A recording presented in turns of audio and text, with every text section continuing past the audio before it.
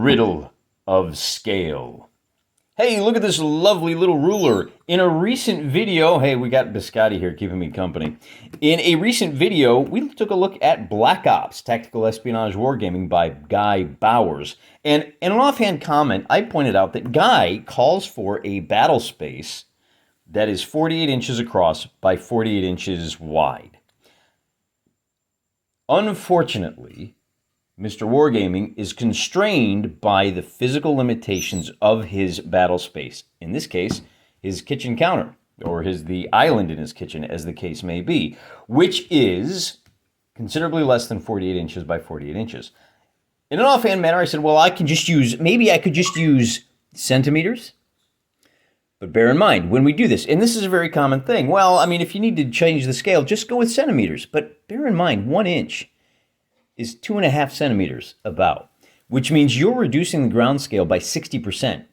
It's only 40% of the size, so it's not even cutting the situation in half. And in the case of trying to achieve a battle space of 48 centimeters by 48 centimeters, if you go from even 30 inches by 30 to centimeters, now you're looking at, what is that going to be, 75 centimeters. So you've gone from being at 30, which is less than 48, to 70, which is way more than 48. And how does that affect our games? Now, Guy Bowers actually mentions, hey, if you go with a smaller battle space, you probably want to increase the amount of terrain because you need to compensate for the fact that your guys are going to get stuck in a lot quicker. That prompted alert viewer Hugh Jans to ask for a little more clarification on this point because he is, from the sounds of things, a classical, it says inches, I'll just use centimeters, without fully thinking about what that means for the games that he plays. The other campaign we're working through right now is Night Watch, which does the same thing. Designed for 36 by 36, and he says, listen, if you're going to use a different size table, be aware of how expanding the scale of your battle space will expand the scale of your tactical decisions that you have to make. And fundamentally, that's what this all boils down to. Being a wargamer means engaging in verbs. We are not engaged in a passive hobby here. We are engaged in an active hobby, and an active hobby that specifically calls for you to analyze the situation and make decisions based on the information you've got. That can't happen if your decisions don't have meaning. And so the point of this video is, first of all, as we go through this and we're going to step way back to the very brass tacks basics of what wargaming is. And I'm going to offer you some thoughts. I'm not here to tell you how to do your thing. You do your thing. What I am here to do is give you some things to think about. So as you move forward and as you make your decisions outside of the battle space, you understand how those decisions impact what happens inside the battle space and how they can either enhance or detract from the tactical decisions that you are required to make on behalf of your little dudes. This is not a murder mystery. We'll cut right to the chase. The answer is 4, by the way. We'll talk a little bit about what the question is in a little bit, but 4 is a good, solid general number for how big should my battle space be. These are your units of decision.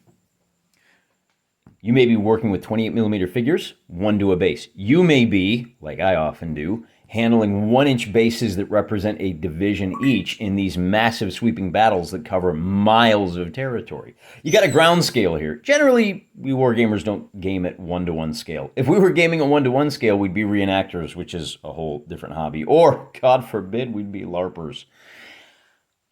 Point is, everything gets shrunk down to a certain scale. And the ground scale and the figure scale are often not the same.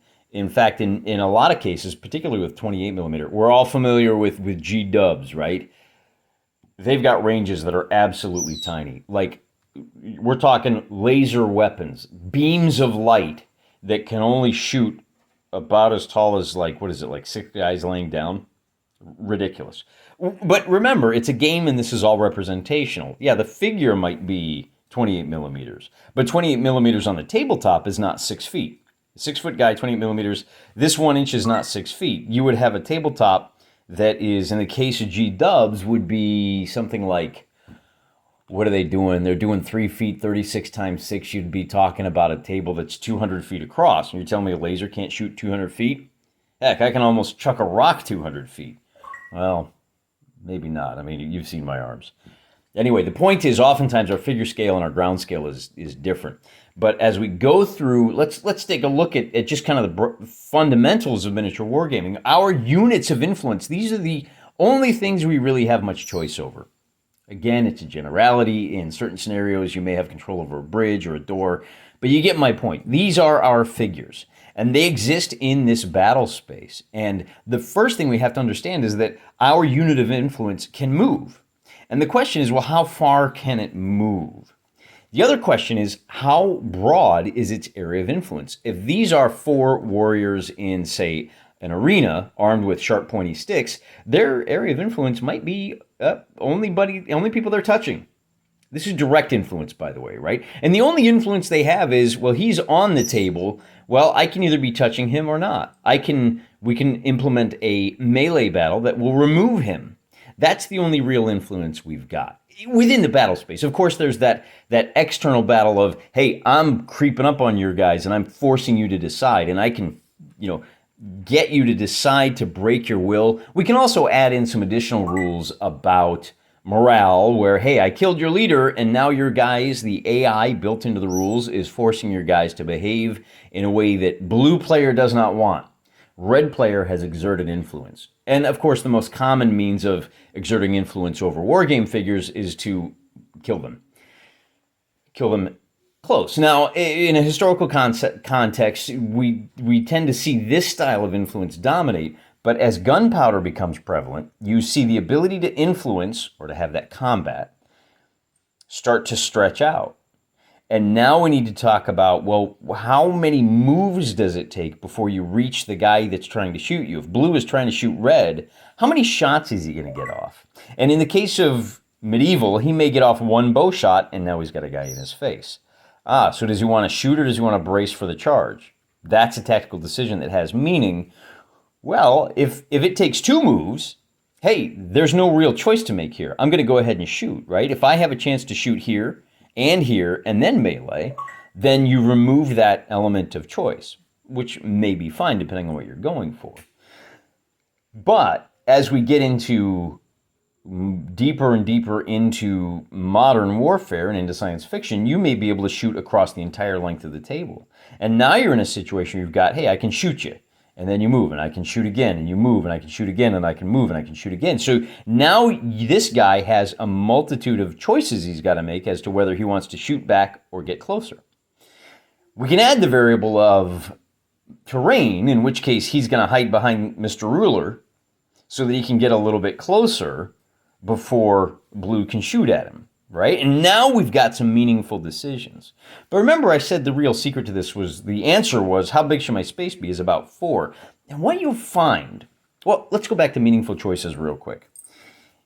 If our movement speed is the length of the table, absent all other variables, the ability to move anywhere doesn't mean anything, because any spot is as good as any other spot.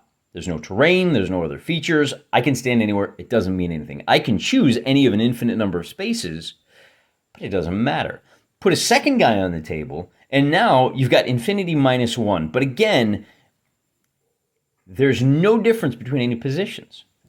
So that ability to move is not a significant decision that you have to make. You might as well not have to make the decision. And that's where cutting the movement speed down to half the length of the table now allows for some sort of decision-making process on the part of both players. Does he stand in the way? In the case of a classic gauntlet mission, if you can move all the way across the table in one move, there's no mission. You just, I'm done. At least this point gives the blue a chance to stand in the way. Hey, now you have to decide whether to go this way or this way. If you break it up once again, where you can only move a third of the way across the table, now we can have some counter influences on each other. And that's where the number 4 comes back into play. You'll find that generally speaking, the ability to move across the table in 4 turns is a pretty happy medium. Bear in mind that you can get too far, right? If it takes me 10 turns to cross the table, then I'm going 1, 2, 3. And all of these decisions don't matter because I've already decided I'm going to this point. I'm just wasting time getting to the point where, okay, now I'm close enough. I got to think about whether to go left or right. So I've taken all this time, and so there's a delicate little balancing act. Now, I will point out, one of the other games we play on this channel very frequently is 2x2 Napoleonics, where your unit of influence for infantry, let's say, they only move 3 inches. And we're playing this on a 2x2 foot table. So we got to talk about one of the other variables in that case. Because they only move 3 inches, that means you've got a total of 8 turns before you can cross the entire table. Maybe you want that because maybe you want a lot of jockeying and determining whether you're going to the left or the right. And in the case of 2x2 Napoleonics, you may have some decisions to make about where to drop your reinforcement point. And this need to determine, well, do I want to back up my forces or do I want to try to sneak on well in the army's rear? Well, hey, I got 4 turns now. If I'm Army Blue and I know that he's going to be coming in over there, I can now make the tactical decision to try to focus my efforts over in this corner so that even when he comes on, he's got 5 or 6 turns to make contact. And in those 5 or 6 turns, I can come over here and exert enough influence to completely negate his ability to walk all the way around and outflank me. So you do have situations where more than 4 turns is accurate. Now maybe at this point I should let's stop with the highfalutin figurative talk and let's actually analyze Black Ops. How long does it take to cross a board in Black Ops? Well, in Black Ops you can move 9 inches if you're running. 9 inches to cross the table, that is, it's going to take 7 moves, right? 9 times 7 is, it's only going to take 7 moves. 7, 6, 5. It's going to take 6. 6 times 5 is 54 inches. So it's going to take 6 moves. Well, wait, that's 6 turns. Remember I said 4 to 6, but also remember you get 2 actions per turn. So 2 actions per turn, those 6 actions are going to take a full 3 moves. So this is a little bit quicker. However, if you're trying to do anything else, if you're advancing at a normal pace and not just sprinting hell-bent for leather, you're only moving 6 inches per action. At that point, it's going to take 8 actions across the table, and wait a minute, 8 divided by 2, there's your 4 turns. Right? So Black Ops is a classic example of generally it's going to take 4 turns of doing nothing but moving to get across the board. Night Watch is a little bit different. He calls for 36 inches, I believe, and your guy's move, the typical move is going to be 6 inches per dude. Now, with 6 inches per dude and 36 inches across, it's going to take 6 actions to cross the table. Bear in mind, you get 4 actions per turn, or at least 4 chances. So it is possible to get across the board in a turn and a half. However, you're not going to be able to do anything else. You have a tactical decision. You have an important decision to make about whether to spend all of your actions moving or not. And you actually are not guaranteed those moves. If we run the numbers, you're only guaranteed 1 move. And then you've got a 50-50 chance, a 5 and 8 chance, and then a 6 and 10 chance. So you're only going to get 2 to 3 moves per turn, even if that's all you're doing. So it's still going to take you into that 3rd turn in most cases. And of course, we have the other variable involved with if you're trying to, steal loot, hack a computer, or, do literally anything else, rescue a hostage. That's all going to slow you down as well. But generally speaking, it's going to be a case that between 4 to 6 moves is what you want to cross the table. So once you understand that, we can also look at another kind of oddball situation. A Song of Blades and Heroes is perhaps another useful game that's the Andreas Filigoy here. He says, and I'm going to quote chapter and verse, 60 centimeters across, and your medium movement is going to be 8 centimeters. So 5 times 8, it's going to take, actually it's going to be 6, right? 8 times 8 is 640. So it's going to take 8 move actions to get across the board in A Song of Blades and Heroes. Now, that's not 8 turns because you have to roll for activations. And in any given activation, you're probably going to get 2 actions. If all you're doing is moving, 8 divided by 2, we're right back down to the 4. So Little more complicated, but it still falls under that. 4 turns is generally 4 movements is about how big you want your table to be. That gives you enough. It's fast enough to get stuck in and have some influence, but it's slow enough to give you some ability to start messing with the mind of your opponent and start giving you tactical decisions that are actually important and will have some impact on the game.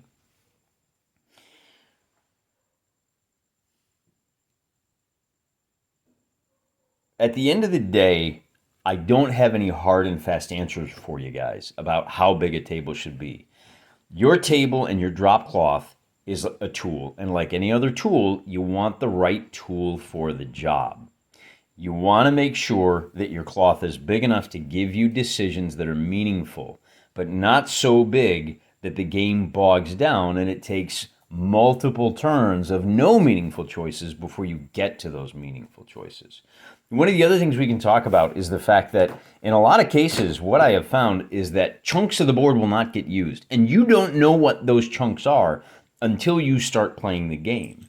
Until you get your little pieces of influence out on the table, and until you start seeing how the other side could be, if you're playing solo, hit me, then it's going to be the AI programming. And if you're playing against another opponent, in this case, we may have a whole bunch of terrain over here, and because he doesn't like the terrain, he's going to sneak over, and that pulls all these guys over. So we put all this beautiful terrain, it didn't get used. Well, kind of, it didn't get used.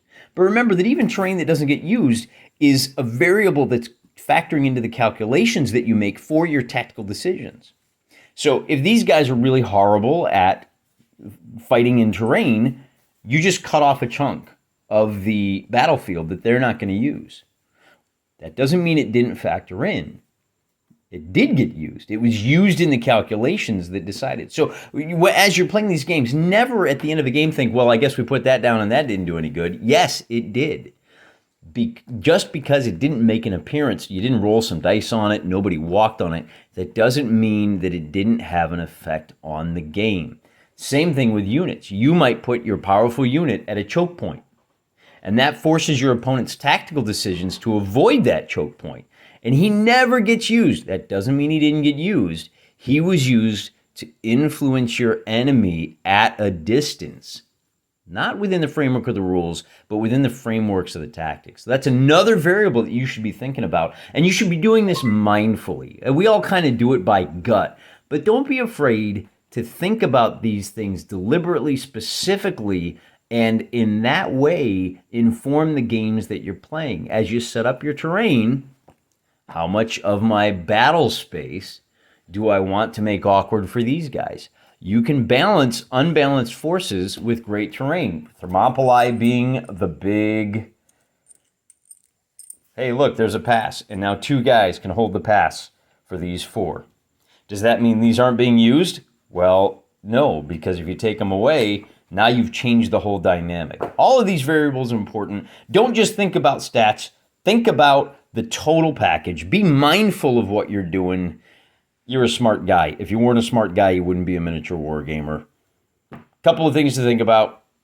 I don't have any hard and fast answers. I ain't here to tell you what to do. I'm just here to kind of walk through the way you should be thinking about these things. Going back to Black Ops and converting from inches to centimeters, I'll give you another real-life example. DC Ware over at Solo Wargaming Show, he is playing through, I think it's Stargrave, I want to say, and he doesn't like the gun ranges.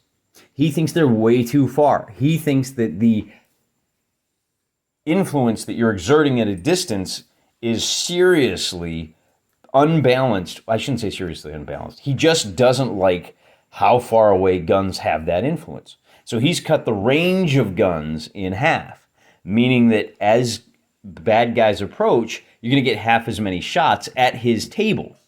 He likes this mini game of melee far better, and he wants, now he has adjusted his scale for the shoot Rudy Tooty Fresh and Shooty so that he can get to the really shilly fresh and melee. I don't know. I'm not a poet, and I do know it. But he has made the decision to adjust the ground scale for shooting for that very reason. He's going with a more black powder era style of game, and that's fine. He thought about it. And when he filmed his Stargrave battle report, he called it out and said, "This is what I'm doing because this is the effect I want to have." Don't be afraid to do what you like, but be aware of how the decisions you make will either feed into or debilitate or detract from those decisions, all right? Oh, and just for the record, here's my good buddy Biscotti. That's who you hear beeping in the background. It's not actually an Xbox. She's my bud. She keeps me company when I'm wargaming. Say goodnight, folks. That we're going to eat the camera. Fist bump? Yeah. Yeah, just some things to think about. Thanks for the question, Hugh Jan. I love the username, by the way. Remember, guys, I'm praying for you.